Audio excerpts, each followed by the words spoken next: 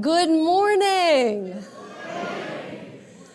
My name is Reverend Kayla. I use she or they pronouns, and I am your minister here at the Okay. All right. And I am your minister here at the Unitarian Universalist Fellowship of Winston-Salem. We can clap for ourselves. Yeah. I am joined today in worship leadership by our music director, Mignon Dobbins, our director of faith formation, Pam Lepley, our pianist, Dr. Youngim Federley, our worship associate, Brenda Westhorpe, our care team representative, Carol Stewart, and I am also joined by so many tech, greeting, ushering, and planning folks who serve supporting roles and are invaluable in bringing our service into this full experience that we all enjoy and co-create together. Yes, we co-create our services together, and so let's say hello to one another. For those of us here in person, let's first wave to the folks on Zoom and in the atrium with the video camera over there. Folks on Zoom, you can say hello to one another in the chat. And those of us in person will take just a couple seconds to say hello, share our name, or, if you prefer, offer an air high five or air wave.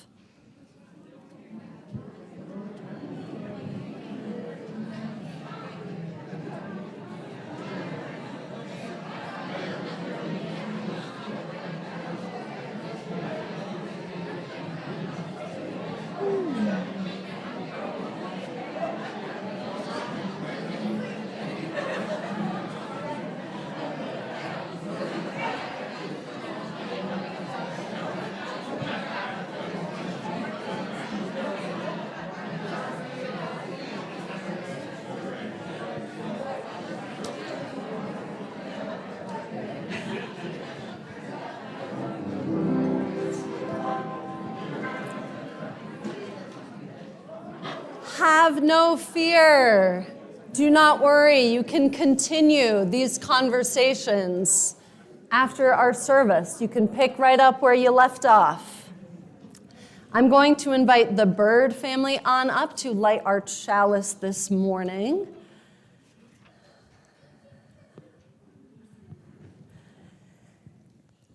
It has been another week. I'm sick of saying that, but it's true.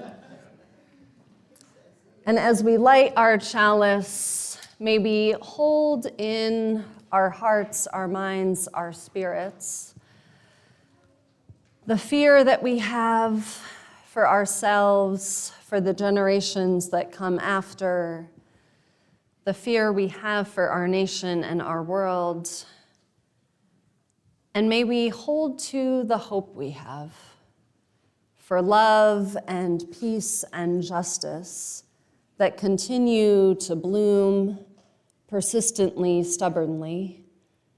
May they continue to bloom in our lives and in this place.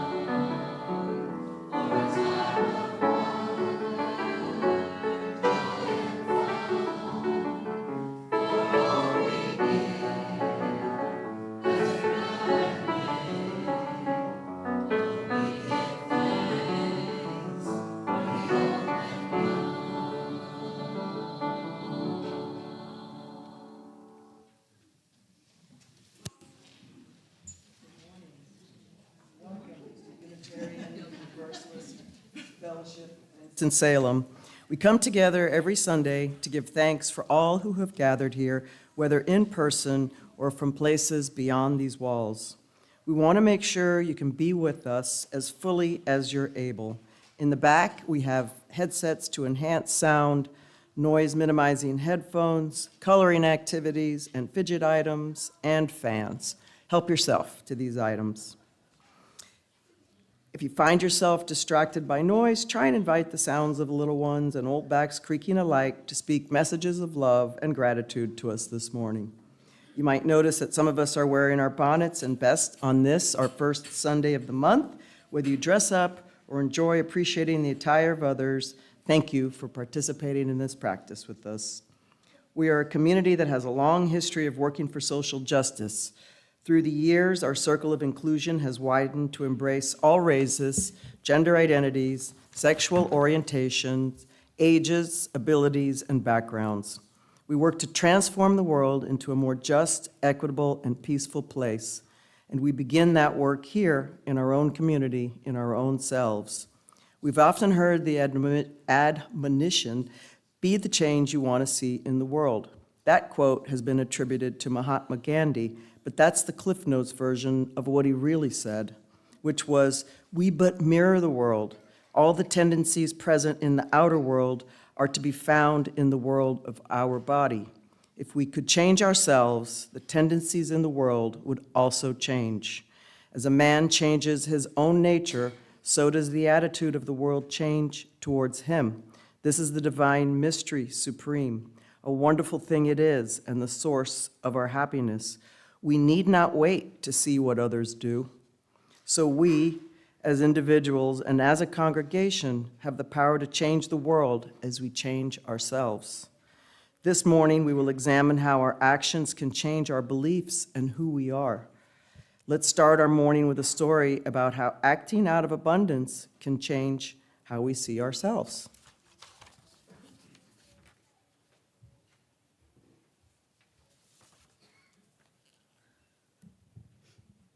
Once upon a time, there was a family. Maybe this family had not quite enough to eat, or maybe they had just about enough, or perhaps they had more than enough. You might not have been able to tell. They might not have been able to tell. Sometimes it can be hard to tell if you have enough or not. It's hard not to want more or different things than you have. In any case, this family came together one fine day for a celebration, a feast, a time of gratitude. They gathered, as we have done, around a table, and there was food, and there was drink, and there were flowers to remind them of beauty. And then there was a call from the gate outside the door. Hello, we're hungry and thirsty, and we see that you have a feast. May we come in? Well, the family didn't at first know how to answer. Who were these people at the gate? Was it safe to let these people come in? Did they have enough to share? Was there room? But then they remembered. They remembered that most of them had come to this family, to this celebration, from someplace else. They remembered that even they who were at the table now had not always been kind to one another. There had been times when they hurt each other. There were still times when they made each other sad or angry or afraid. There is no way to make life completely safe. They remembered times when others had shared with them, even when the others might not have had quite enough of their own. They remembered when each new family member had been born or come to stay or married in. They remembered that they had always found a way to make room. And they remembered an old saying, When you have more than you need, it is better to build a longer table than to build a higher fence.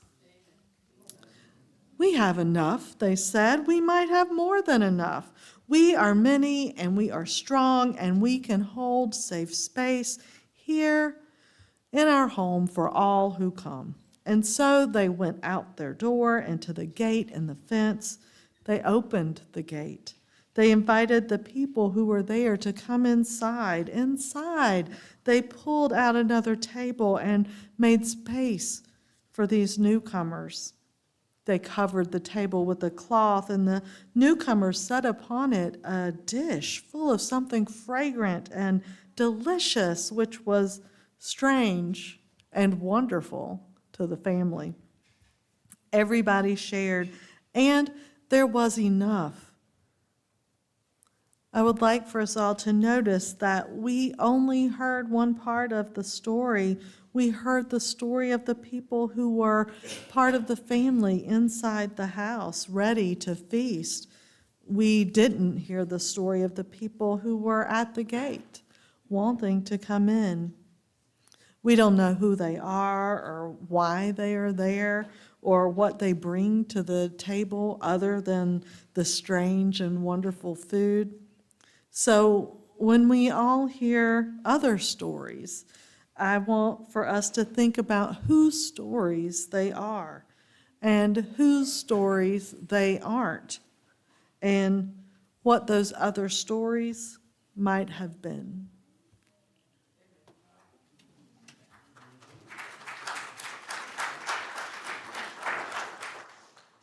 This is a new hymn for us that's in the new hymnal supplement, Sing Out Love. I'm going to teach the chorus to you first, and you'll just catch on as you can, because F. So the chorus is, love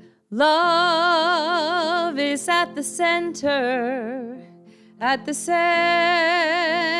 there is love. Love is at the center there is love. You try it. Love is at the center there is love. Love is at the center there is love. Good. There's 2 verses, and they're pretty simple, but this will be our first time, so just join in when you feel like you can, but give it to me on the chorus, okay? And I believe in the power of giving. I believe in the power of change. I believe in the power of differences.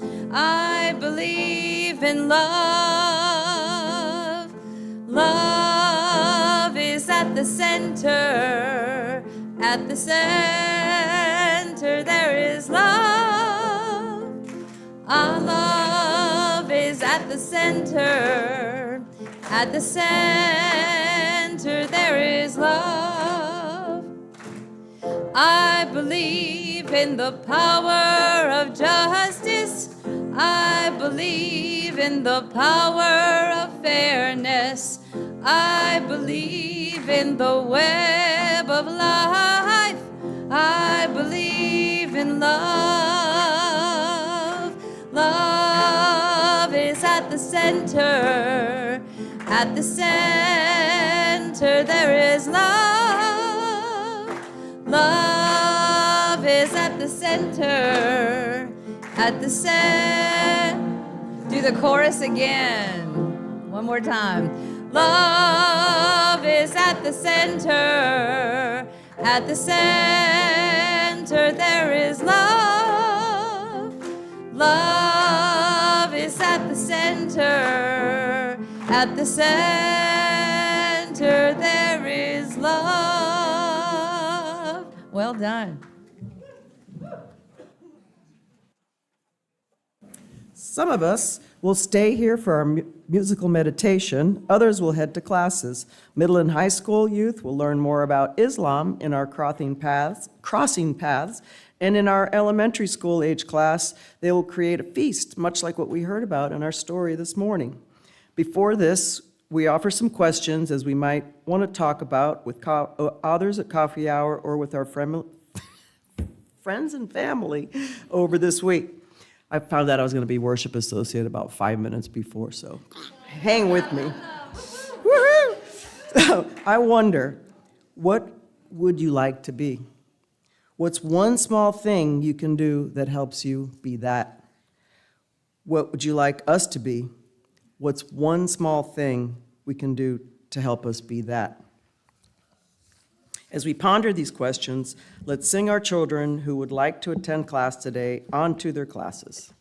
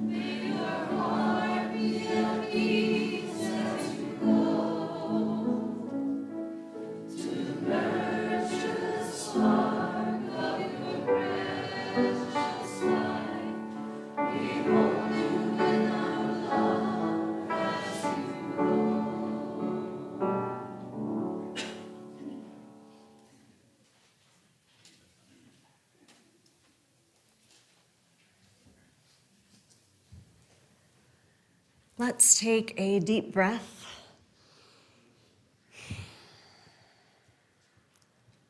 And ground ourselves. Perhaps you would like to reflect on those wondering questions of what you long to be and what's one small thing you can do to help become that, or what you would like us to be and what's one small thing we can do to help us become that. Together, let's transition into our musical meditation led by Dr. Young Federley.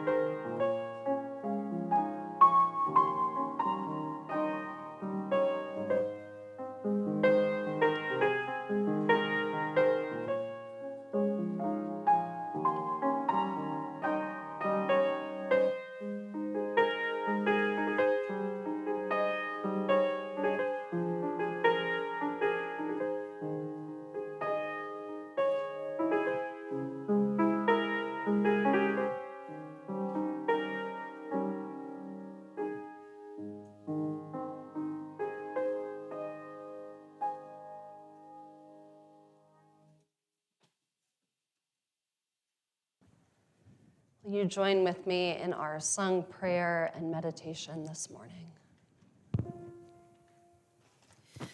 Gathered here in the mystery of the hour, gathered here in one strong body, gathered here in the struggle and the power, Spirit, draw near.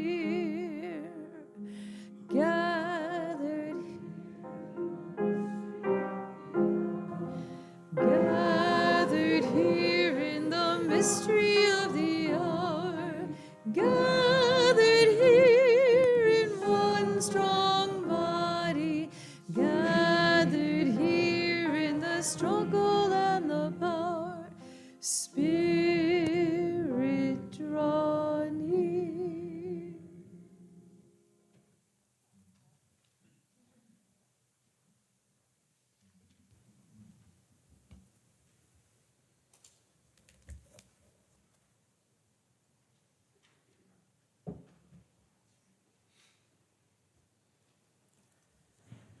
The story we heard this morning was not the story of a perfect family, a family who acted with quick moral clarity and conviction and declared boldly, or perhaps calmly with grounded, ever-abiding love, that of course we will open the gate. They did not have this response right away. When a knock came, they were just people, just real people who struggled a bit, who reflected a bit, who remembered their own lives in order to do the next right thing. They were just people who wanted to be generous, who wanted to be loving, and their hearts and minds might have been a bit muddled in the moment. Is it safe to open the doors? Do we really have enough to share? Will there be enough for me if others come in? But still, amidst the swirling and complexity, after their little family committee meeting, when they heard that knock, they rose and they opened the gate. They brought out another table. They did the action that enabled them to become, in that moment, a bit more generous, a bit more loving, to live a bit closer to their highest values. They acted as if, and therefore they became. They acted as if, and therefore they became. Now, the concept of acting as if originated from the 1911 book, The Philosophy of As If, by German Hans Wenger. In it, he states that religious and metaphysical truths cannot be proven in any objective sense, and therefore the important question is whether or not it is useful to act as if they were true. We would ask, do our beliefs help shape our actions in ways that are useful, in ways that are good? Now, this is a pretty practical, I think we would say, view of belief that is fairly congruent with Unitarian Universalism, right? We agree that we don't need to believe alike here. Among us are humanists and pagans and Buddhists and Christians and Jewish and all sorts of other names we might use to describe ourselves or not. But we come together because we do want to act, to be, to behave together in certain ways, to hold us together and to ensure that we are creating here a community of love and justice, which we believe all of our beliefs are moving us towards. Amen? Amen.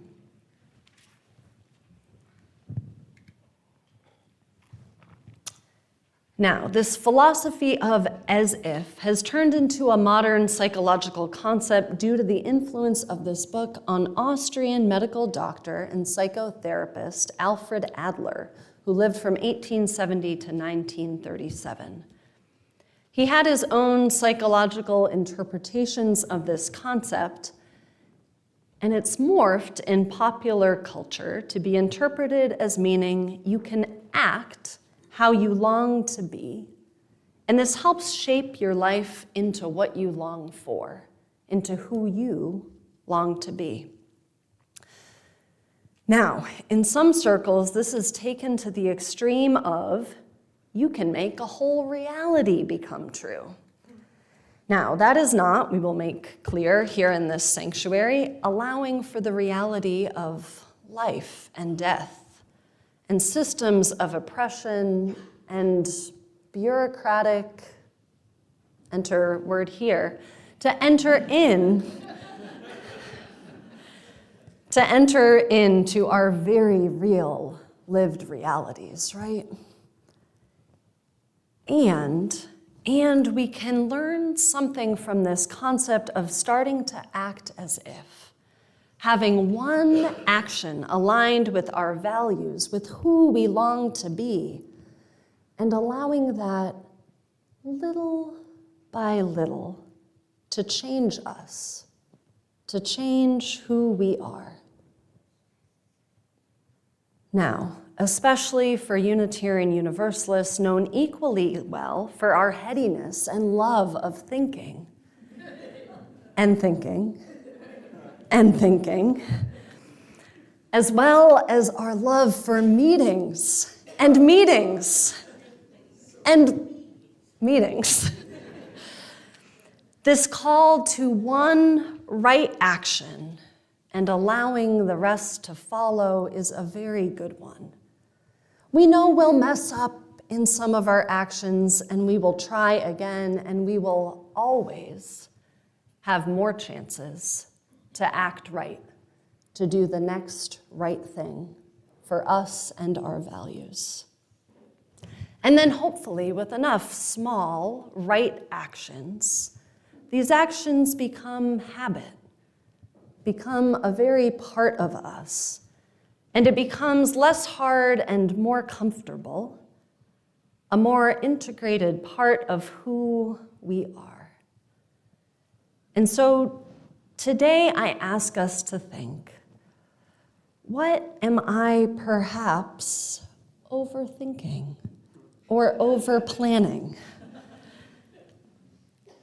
Can I be gentle with the fear that is perhaps spurring me into this overthinking and over-planning?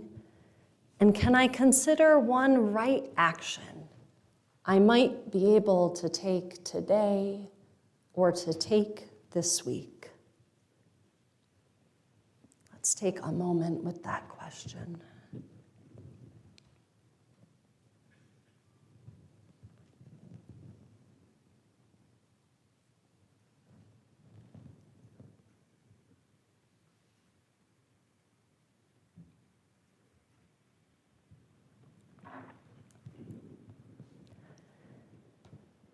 May we act from our deepest values so that we might become them. Amen. I now have a bit of a confession for you. For the last 2+ years now, I have been leading from this concept of as if. My action being my preaching and writing and how I run meetings and talk about who it is that we are together. I have told you who I see you to be, who I see we can become, who I know we can become and are becoming. I preach often that we are a people who blank, and we care about blank and blank and blank. And I preach this sometimes, whether or not we are in that moment having actions that align with what I am telling you we are. And I tell you this not because I'm trying to lie to you about who we are and who we can become, but because I have the privilege of seeing into the hearts, the minds, and the spirits of so very many of you. And I see it to be true deeply. And so I say it to be true. I also believe that when someone believes in the very best of us and tells us that, it helps us to be it. And I believe this thanks to Unitarianism and the humanist movement in the United States that sprung from it. The saving message within this humanist Unitarian movement is just this: that humans have the capacity for unimaginable goodness, have the potential to shape a better world right here and right now. And we have become so much these past 2 and some change of a year. And I am so grateful and so proud. We have done things I truthfully could not have imagined us doing. We have opened our own doors and our own hearts to things we did not expect, to calls we could not have foreseen.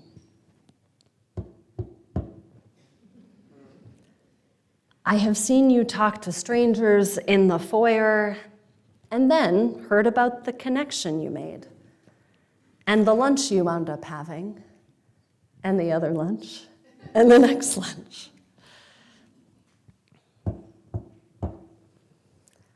I have seen you talk to people you know well for many years, maybe decades, and struggle to be with sometimes.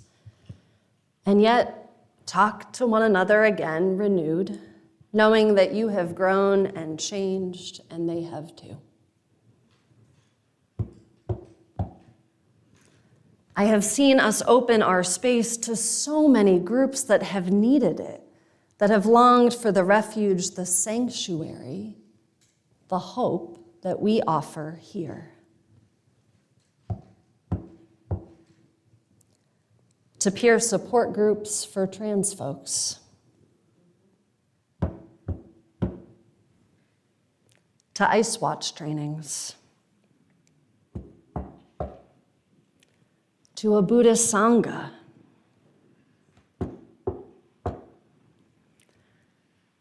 I wonder, with excitement, what door will we open next?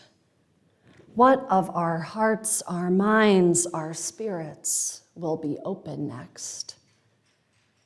And how will that help us become the people we have always longed to be? My people, we have acted our way into being, one small right action, one door opening, one mind, heart, spirit opening after another. The people you longed to be when you told me who you longed to be. And I came here for that week of getting to know you about 3 years ago now, very, very, very pregnant. I was. But you were too, right? With a vision, with a hope, with clarity of who you long to become. And so, together now we will continue to have actions that align with who we long to be, even when we are scared, and even when we are not sure we can be that other thing, the people, the community we long to be. we will take just one more right action,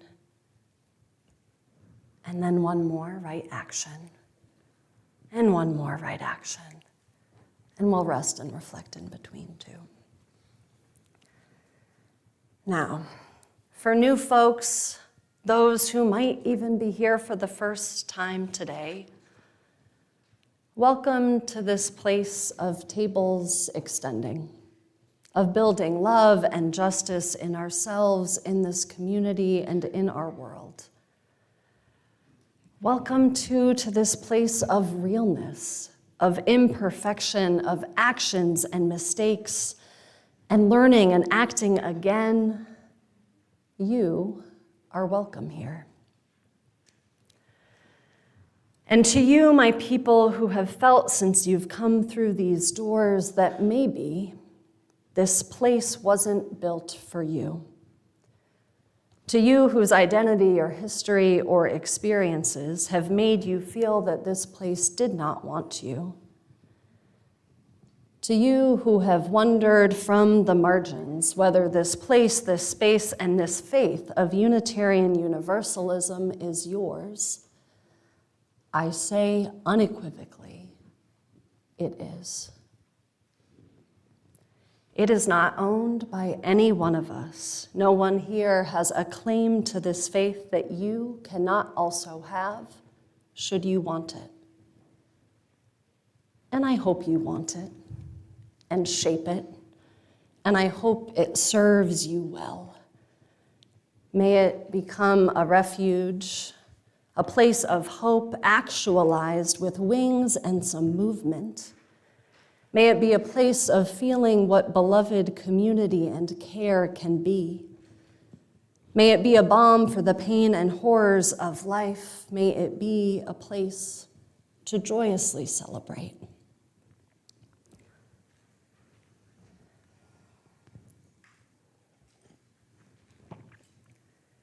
And to you, my people, who feel that this place is a comfortable home and maybe have been here for a long time now. To you, my people who are afraid that you are losing your space, your place in your space. I know you are grieving that space you knew. The world is quickly becoming a scarier place, and I know that you seek comfort, the familiar, perhaps a refuge of the same. And so I come here today with a hard truth, which is that change, it is true, is the only constant. And we, with our principles and values and mission, we cannot be the same in this time and this place. And this has always been our truth as Unitarian Universalists. We are nothing if we are not a living tradition. And I come here too with a most beautiful truth. For the small cost of some discomfort, for the sacrifice of sharing your space of solace with someone you don't know yet, whom you think is very different than you, and who is different than you in some ways. For the time it takes to learn new names and get to know new people, for this cost, we can have everything we have ever wanted. We can have the world we long for, the world of love and justice and equity and true community, right here inside these walls. Amen? Amen. We are, all of us, all together, on a precipice, on a defining moment, amidst a world that is descending into a description I will not warrant time for here.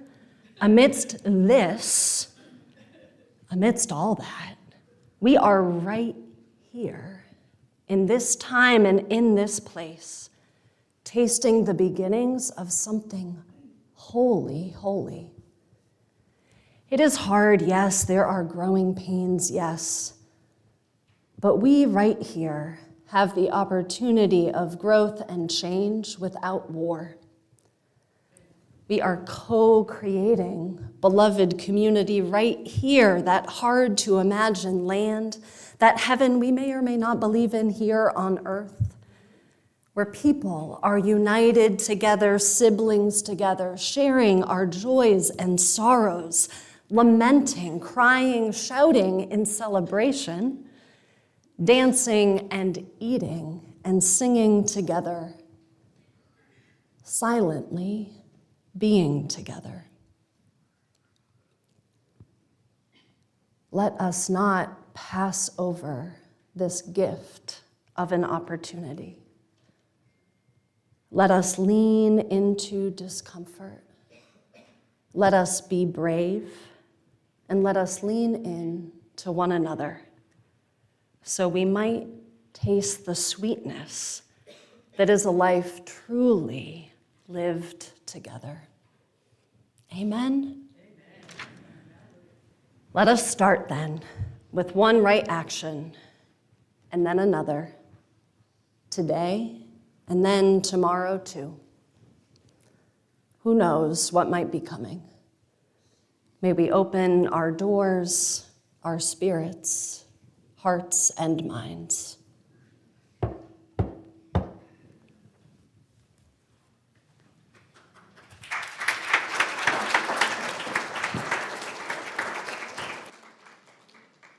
Love knocks and waits for us to hear, to open and invite. Help us bind ourselves in union. Help our hands tell of our love. When we all serve one another, then our heaven is begun.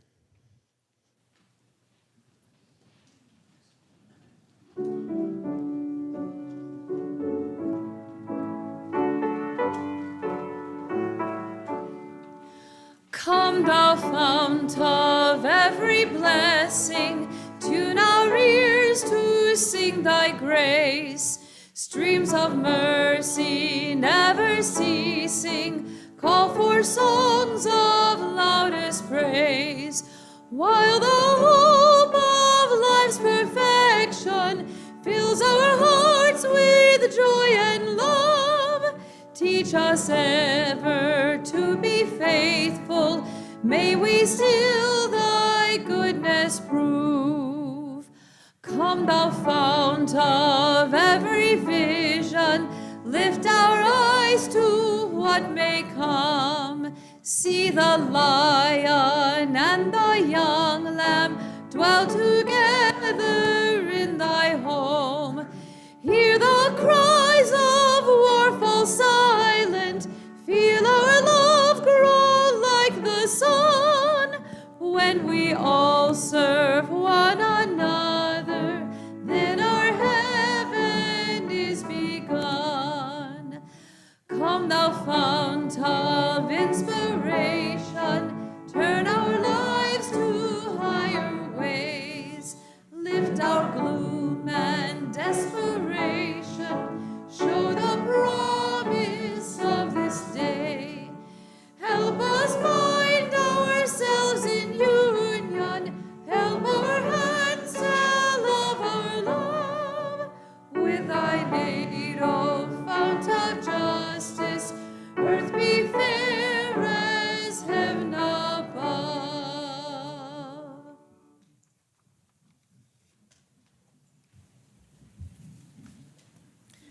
Our Share the Plate recipient this week is our community partner, the Industrial Areas Foundation.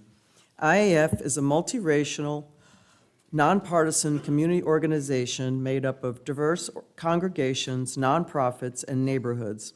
This collective builds relationships, develops leaders, and organizes for systemic change on key issues of justice in our county. Working with community groups for social change is part of our heritage, and this morning Herman Schmidt will talk a little bit about that heritage. Herman?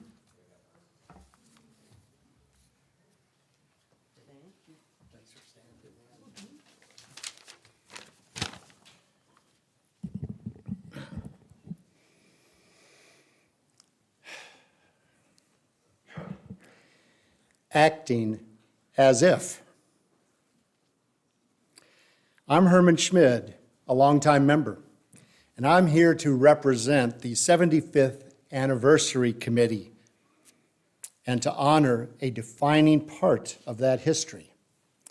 That is, the fight for racial justice and equity. Now, it might seem strange for me to represent this key element of our congregation, as I am clearly a big white guy. I never grew up looking over my shoulder. Well, I can walk in the shoes of others. I cannot walk in the shoes of others, but I have seen a lot and learned a lot from this fellowship. I can only give you a glimmer of our long racial justice work. In the 50s and 60s, this fellowship actively participated in fighting segregation. On several occasions, in order to promote desegregation, fellowship members took their children to a pool designated for Black residents at Reynolds Park in East Winston. I was one of those children. RUU wrote letters to support lunch counter sit-ins, which were a very defining moment in the history of this country. Our letters led the Forsyth Ministers Association to take a stance against segregation at lunch counters and, in effect, opening their church doors. RUU provided meeting space for controversial groups like the Congress of Racial Equality, who sponsored the Freedom Riders in the South. Also, the Black Panthers met in our space. You can't imagine how groundbreaking these actions were in those highly polarized times. Acting as if, and they became. Recently, I discovered that the 50th Anniversary Committee, of which we have many members here who are on that, created video interviews with UU members who are now past and gone, where they described the early activities of our fellowship and talked about this early racial equity work. We also have other interesting source materials in the history of this fellowship. And Jennifer Bruchon, I hope I got that right, is currently leading an effort to interview current members. We plan to make more history available at our developing webpage at uufws.org. But also, I must mention the work in the last 20 years. Please consider volunteering at some of this. Our Flourish support for single low-income women, or our work at Easton Elementary School. But also, we must acknowledge the birth of our Restoration and Renewal Group, of the voting rights marches, of the leadership of Ann Zimmerman and others,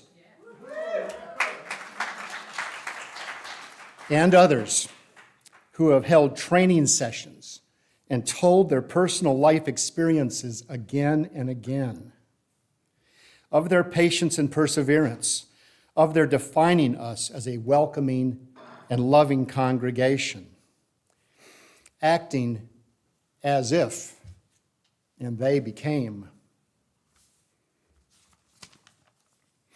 Because of these legacies here, I've learned to listen and learn.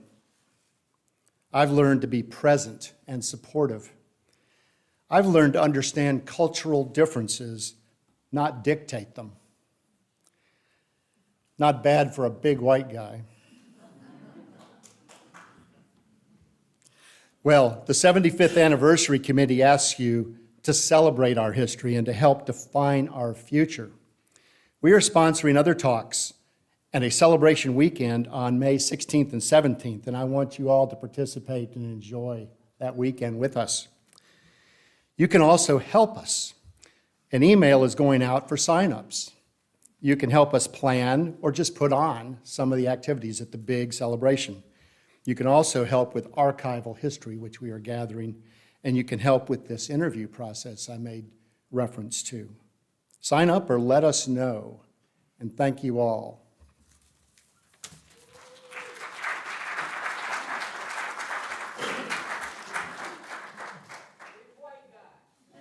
So where was I? While many of us have auto payments set up for pledges, we encourage you to consider contributing a little extra to our collection plate if you find it within your means. Cash contributions and checks marked share in the memo line will be split 50-50 with the IAF.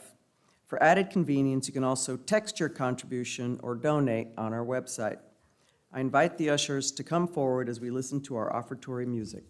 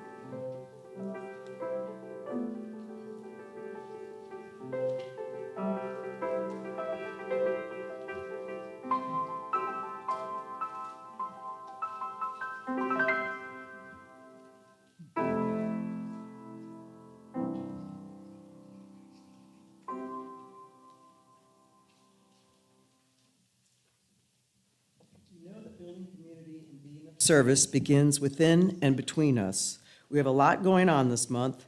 Here are some events you'll want to mark on your calendars for this month.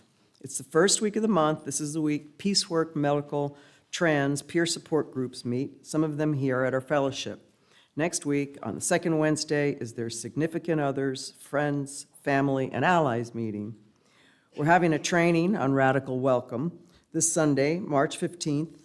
On Sunday, March 15th at 12:15, learn more about our Sunday morning service teams, greeters, ushers, and watchful shepherds. If you serve on these teams now or are curious about what we do, join us for an overview, training, and lunch. You can help us serve Dinner to Flourish participants of the Shalom Project on Tuesday, March 17th. Mark your calendar to join our Covenant of UU pagan group to celebrate Ostera and have a potluck on Saturday, March 21st. Last but not least, for upcoming events later this month, join us as we kick off this year's annual fund drive and reflect on what it takes to sustain and strengthen our shared moral home. We'll introduce our new Fair Share contribution guide, and we'll have an open, honest conversation about why we give, how we decide what to give, and how each of us can feel prepared and confident as we enter the pledge season. The four options are this Friday on March 6th in the big classroom during the first Friday potluck, Sunday, March 8th, right after the 11 a.m. service with childcare being available, Sunday, March 15th, right after the 11 a.m. service, childcare is also available, or Monday, March 16th at 7 on Zoom.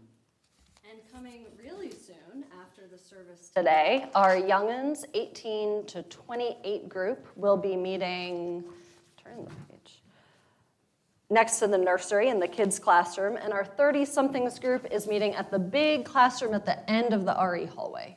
Blueprint North Carolina Faith Table is a growing movement of progressive people of faith. Together, we have the power to combat authoritarianism, white Christian nationalism, and other forms of oppression in our state. If you were unable to attend our other info sessions or want updates on this evolving process, this is your chance. Join us right here in the fellowship hall at 12:45 for lunch and to get engaged. You can find more information on these and the many, many other community happenings at our fellowship. Just check out the calendar on our website, the weekly What's Up email newsletter, monthly highlights email, or the back of your order of service. Okay. Our final announcement is about what's happening right now. Today, for the newcomers, you're invited to our New Here session after the service. Head across the lobby and to the end of the hall, turn right, and you'll find the welcome room directly ahead. If you need assistance, just ask somebody with a blue name tag on, and they'll be happy to help. Zoom folks, simply hang on, and then you'll be in a breakout room and invited to join. I will now invite the Bird family, or who we have left of the Bird family, on up to extinguish our chalice.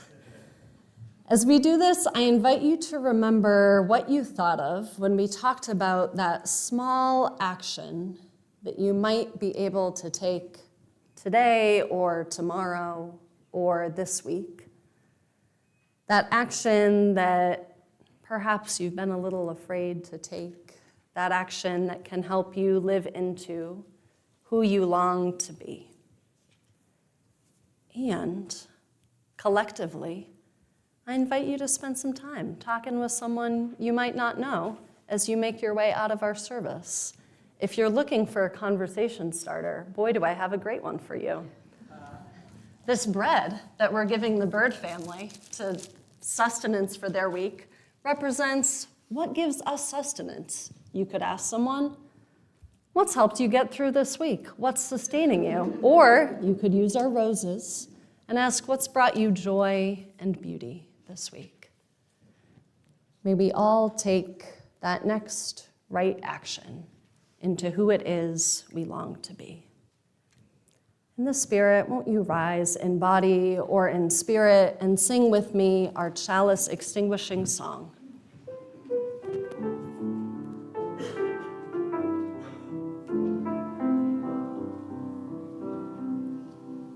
May I be light in you, may you be light in me, into our hearts, into our souls, let love abide. May I be love in you, may you be love in me, from this place out to the world for all time.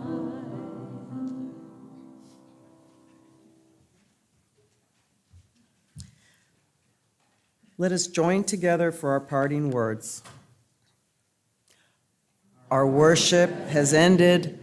May our service begin. Amen.